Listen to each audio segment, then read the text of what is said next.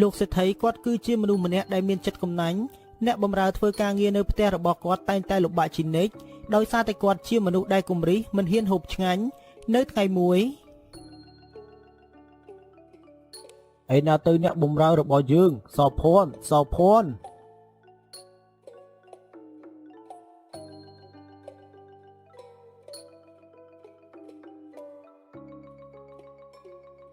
បាទលោកសេដ្ឋីតើលោកសេដ្ឋីហៅខ្ញុំទាំងប្រញាប់បែបនេះមានការអ្វីមែនទេលោកសេដ្ឋី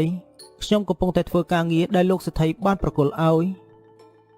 ឯងត្រូវទៅផ្សារជាមួយយើងនៅពេលនេះដោយយើងចង់ទៅទិញបន្លែត្រីសាច់ដោយខ្លួនឯងក៏ព្រោះតែយើងមិនទុកចិត្តអ្នកដាំបាយនៅផ្ទះរបស់យើងខ្លាចគេគប់កេងប្រាក់យើង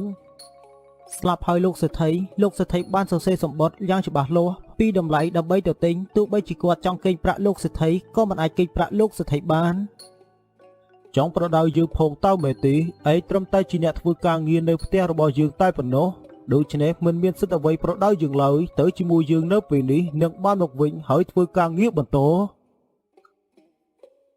លោកសេដ្ឋីក៏បានធ្វើដំណើរទៅផ្សារដើម្បីទិញម្ហូបដោយខ្លួនឯង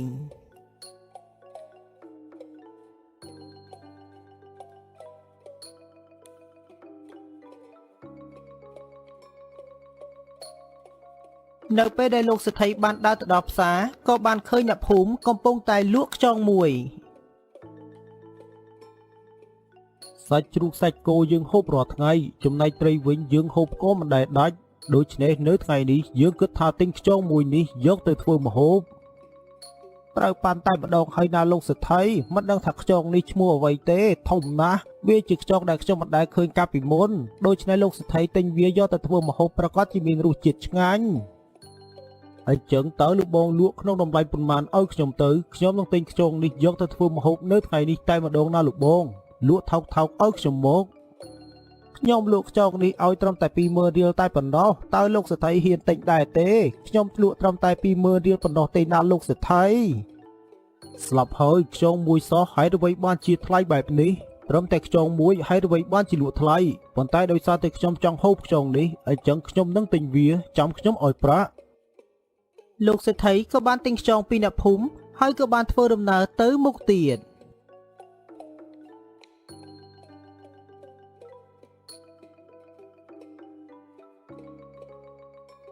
នៅពេលដែលគាត់បានដើរទៅដល់ផ្ទះវិញគាត់បានឲ្យខ្យងទៅសុភ័ណ្ឌដើម្បីយកទៅចាត់ចែងធ្វើម្ហូបឲ្យគាត់ឯងត្រូវតែយកខ្យងនេះទៅធ្វើម្ហូបឲ្យយើងនៅពេលនេះចំហុយទឹកដូងឲ្យយើងដោយសារតែយើងគិតថាខ្យងនេះមានសាច់ច្រើនដូច្នេះយើងនឹងឆ្ងាញ់មាត់នៅថ្ងៃនេះបាទលោកសេដ្ឋីខ្ញុំនឹងធ្វើតាមការនិយាយរបស់លោកសេដ្ឋីនៅពេលនេះសូមលោកសេដ្ឋីកុំបារម្ភអីលោកសេដ្ឋីរងចាំឆ្ងាញ់មាត់នៅពេលល្ងាចនេះទៅវាគឺជាការប្រសើរឯងត្រូវធ្វើតាមអ្វីដែលយើងនិយាយប្រាប់គ្រប់បែបយ៉ាងយកខ្យងនេះទៅចំហុយទឹកដូងឲ្យយើងនៅពេលនេះសោភ័ណ្ឌក៏បានធ្វើដំណើរទៅផ្ទះបាយដើម្បីយកខ្យងធ្វើម្ហូបឲ្យលោកសេដ្ឋី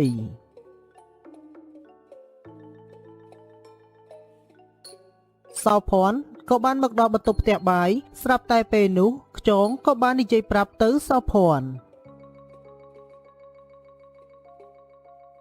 សូមលោកបងដោះលែងខ្ញុំទៅខ្ញុំមិនចង់បាត់បង់ជីវិតទេណាលោកបងជួយដោះលែងជីវិតឲ្យខ្ញុំទៅណាលោកបងកុំយកខ្ញុំធ្វើជាម្ហូបអីហើយអ្វីបានជាខ្យងនេះអាចនិយាយបានហើយអ្វីបានជាអ្នកអាចនិយាយបានអញ្ចឹងតើអ្នកជាអ្វីឲ្យពិតប្រាកដខ្ញុំជាខ្យងវេទមន្តដោយសារតែខ្ញុំរវល់សប្បាយភ្លេចគិតពីសុវត្ថិភាពរបស់ខ្លួនឯងក៏ត្រូវបានអ្នកនេសាទចាប់យកទៅលក់លោកបងជួយដោះលែងខ្ញុំឲ្យមានជីវិតទៅណាលោកបងប៉ុន្តែបើខ្ញុំដោះលែងអ្នកឲ្យមានជីវិតលោកសេដ្ឋីប្រកាសជាបណ្ដេញខ្ញុំចេញជាមិនខានហើយគាត់ប្រកាសជាមិនអាចលើកលែងទោសឲ្យខ្ញុំទេខ្ញុំផ្ដល់គ្រប់យ៉ាងឲ្យទៅលោកបងបើសិនជាលោកបងអាចជួយឲ្យខ្ញុំបានរួចផុតពីសេចក្តីស្លាប់មួយនេះខ្ញុំមិនចង់ស្លាប់ទេណាលោកបងខ្ញុំមិនចង់ស្លាប់ទេអោខ្ញុំកំសត់ខ្ញុំពិតជាអាណិតអ្នកដូច្នេះខ្ញុំសម្រេចចិត្តថានឹងជួយអ្នកនៅពេលនេះខ្ញុំមិនអាចយកអ្នកធ្វើជាម្ហូបលោកសេដ្ឋីបានទេខ្ញុំត្រូវតែជួយអ្នកនៅពេលនោះសោភ័ណ្ឌមិនបានសម្លាប់ខ្យងទេប៉ុន្តែសោភ័ណ្ឌបែរជាយកខ្យងទៅប្រឡែងដើម្បីឲ្យមានជីវិត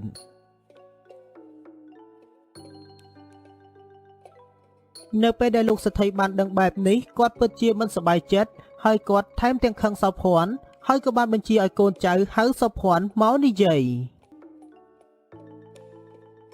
មិនបានជាឯងធ្វើបែបនេះយើងបានទិញយកមកដើម្បីធ្វើម្ហូបប៉ុន្តែហេតុអីបានជាឯងមានចិត្តលែងឲ្យវារួចខ្លួនទៅវិញ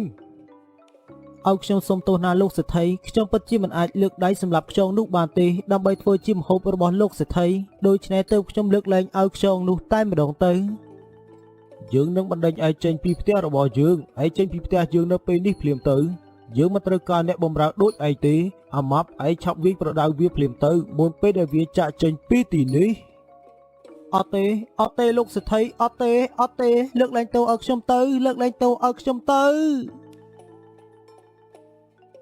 នៅពេលនោះលោកសេដ្ឋីក៏បានបញ្ជាឲ្យកូនចៅគាត់វាយធ្វើបាបសោភ័ណ្ឌហើយក៏បានបណ្ដេញសោភ័ណ្ឌចេញពីផ្ទះរបស់គាត់នៅពេលដែលត្រូវបានលោកសេដ្ឋីបណ្ដេញចេញពីផ្ទះហើយតាមទាំងធ្វើបាបសោភ័ណ្ឌក៏បានអង្គុយនៅក្រោមដើមឈើមួយកន្លែងកំពុងតែពិបាកចិត្តតែម្នាក់ឯងនៅពេលនេះខ្ញុំគ្មានប្រាក់ជាប់ខ្លួនសូម្បីតែមួយសេនជំរឿខ្ញុំមានតែដើរសុំការងារធ្វើអ្នកភូមិតែប៉ុណ្ណោះទោះបីខ្ញុំដាច់បាយរហូតដល់ស្លាប់ខ្ញុំក៏មិនអាចធ្វើជាអ្នកសុំទានជាដាច់ខាត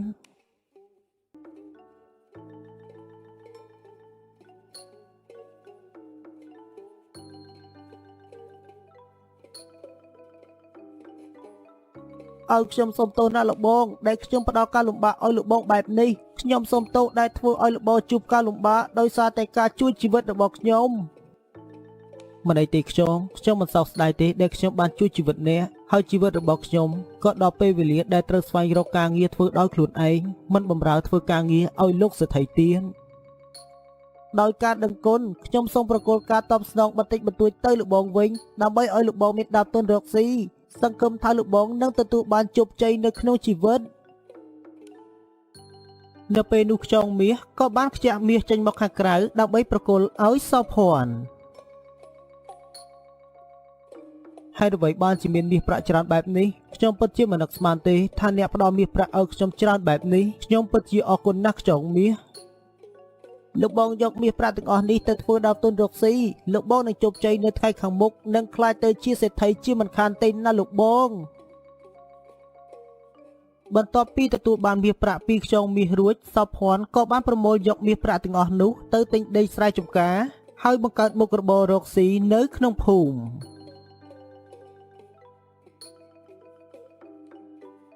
ចំណែកលោកសេដ្ឋីដោយគាត់រកស៊ីខាតបង់ដោយសារតែគាត់កំរិះហើយតែងតែគៀបសង្កត់អ្នកធ្វើការងារនៅផ្ទះរបស់គាត់ត្រូវបានកូនចៅធ្វើការងារបម្រើនៅផ្ទះរបស់គាត់តបស្នងមកវិញដោយពួកគេមិនទៅធ្វើការងារទាំងអស់គ្នាទើបបានជាធ្វើឲ្យស្រូវលោកសេដ្ឋីខូចខាតក្របីលោកសេដ្ឋីអត់ស្មៅរហូតដល់ស្លាប់ចំណែកស្រូវអ្នកធ្វើការងារទាំងអស់នោះមិននាំគ្នាច្រូតកាត់ធ្វើឲ្យស្រូវស្កកពេញស្រែហើយប្រមូលផលមិនកើតលោកសេដ្ឋីក៏បានធ្លាក់ខ្លួនទៅជាអ្នកក្រមួយរំពេង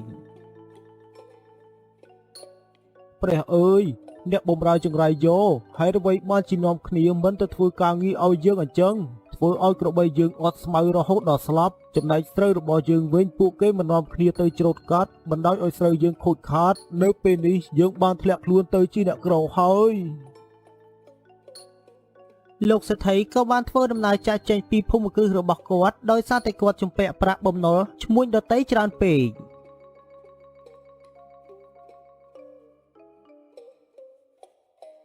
លោកសេដ្ឋីក៏បានធ្វើដំណើរមកដល់ភូមិគ្រឹះរបស់សោភ័ណ្ឌសោភ័ណ្ឌតើឲ្យយើងធ្វើការងារនៅផ្ទះឯផងតើបានទេនៅពេលនេះយើងបានរលាយអស់ទ្រព្យសម្បត្តិហើយជំពាក់បំណុលគេថែមទៀតដោយសារតែក្របីទាំង500ក្បាលរបស់យើងត្រូវបានស្លាប់ដោយសារអត់ស្មៅចំណែកស្រូវទាំង500ហិកតារបស់យើងត្រូវបានខូចខាតដោយសារអ្នកបម្រើមិនទៅច្រូតកាត់ខ្ញុំក៏បានដឹងពីដំណឹងមួយនេះដោយសារតែលោកសេដ្ឋីតែងតែប្រើឲ្យគាត់ទាំងអស់គ្នាធ្វើការងារពិបាកខ្លាំងមិនដែលឈប់ហើយឲ្យប្រាក់ខែតិចដូច្នេះទើបបានជាពួកគាត់ធ្វើបែបនេះសងសឹកទៅលោកសេដ្ឋីវិញយើងបានដឹងខុសហើយនៅពេលនេះយើងមិនគួរណាកេងគប់កម្លាំងអ្នកធ្វើការងារពេកទេរហូតដល់ពួកគេទ្រាំលែងបានហើយរួមដៃគ្នាធ្វើបែបនេះចំពោះយើងដោយសារតែខ្ញុំគិតថាខ្ញុំក៏ធ្លាប់ធ្វើការងារនៅផ្ទះរបស់លោកសេដ្ឋីអញ្ចឹងខ្ញុំនឹងផ្ដល់ការងារមេការនៅទីនេះឲ្យលោកសេដ្ឋីមើលការខុសត្រូវសង្ឃឹមថាលោកសេដ្ឋីធ្វើការនៅទីនេះបានប្រាក់ដើម្បីដោះបំណុលដែលលោកសេដ្ឋីជំពាក់ខ្ញុំនឹងផ្ដល់ប្រាក់ខែច្រើនឲ្យ អរគុណច្រើនណាស់សុភ័ណ្ឌដែលសុភ័ណ្ឌបានផ្ដល់ឱកាសការងារនេះឲ្យយើងបានធ្វើនៅទីនេះចាប់តាំងពីថ្ងៃនោះលោកសេដ្ឋីក៏បានធ្វើការងារបម្រើនៅភូមិគ្រឹះរបស់សុភ័ណ្ឌក្នុងឋានៈជាមេការទូតនៅភូមិគ្រឹះរបស់សុភ័ណ្ឌដើម្បីបានប្រាក់ខែទៅដល់បំណុលដែលគាត់បានជំពាក់ឈ្មួញដទៃ